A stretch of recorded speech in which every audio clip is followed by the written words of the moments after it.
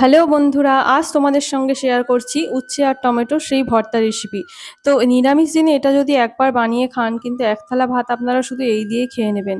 তো কিভাবে আমি এই রেসিপিটা বানাচ্ছি দেখুন। প্রথমে নিয়েছি আমি এখানে প্রায় 150 গ্রাম মতো করলা, আর ঠিক সমপরিমাণ মতো আমি টমেটোও নিয়েছি। আমি ওখানে ছোট দুটো টমেটো নিয়েছি, আর নিয়েছি জিরে বাটা। আজ আমি সমস্ত রান্নাটা কিন্তু উনুনেই করব। তো চলুন দেখে নিই কীভাবে করছি। তো প্রথমে আমি কড়াইয়ে নিয়েছিলাম সর্ষের তেল, আর কিছুটা পরিমাণ জিরে আমি এখানে ফোড়ন দিয়ে নিয়েছিলাম। তো তারপর আমি উচ্ছেটা একদম কিন্তু সামান্য একদম জিরে জিরে করে উচ্ছেটা কিন্তু কুচিয়ে নিতে হবে আপনাদের। একটু বড় হলে হবে না, খুব ছোট ছোট আপনারা যতটা পারবেন ততটা কুচিয়ে নিতে হবে। তো প্রথমে উচ্ছেটাকে আমরা ততক্ষণ পর্যন্ত নাড়তে থাকবো ততক্ষণ এটা লাল লাল মতো একটু হয়ে না যায়। এর মাঝে কিন্তু আমি একবারও লবণও অ্যাড করিনি। তো প্রথমে উচ্ছেটা আমি লাল লাল হয়ে যাওয়ার পর আমরা এখানে টমেটোটা অ্যাড করব। এই রান্নাতে কিন্তু বেশি কিছু মশলা লাগবে না, আর এই রান্নায় আমি কোনো জলও ইউজ করব না, জল ছাড়াই এই রান্নাটা হবে। তো তারপর টমেটোটা দেওয়ার পরে আমি এখানে সামান্য তেল দিয়েছি।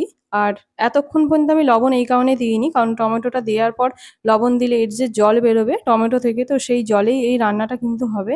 তো লবণটা দেওয়ার পর টমেটোটাও অনেকটা নরম হয়ে যায়, আর উচ্ছেটাও অনেকটা নরম হয়ে আসে। তো এখানে আমি একে একে হলুদ গুঁড়ো আর দিয়ে কিছুটা, তারপর লঙ্কা গুঁড়ো, আর এখানে আমি সামান্য পরিমাণ, একদম সামান্য পরিমাণ চিনি অ্যাড করেছি, যার জন্য নুন আর ঝালের যে ব্যালেন্সটা হবে সেটা কিন্তু চিনির কারণে বোঝা যাবে না। এইটা করলা বলে এমন নয় যে এটা খুব তিতো হবে, এই রান্নাটা একদম অন্যরকম হবে, টক টক না ঝাল ঝাল মিষ্টি মিষ্টি, খেতে একদমই অন্যরকম লাগে।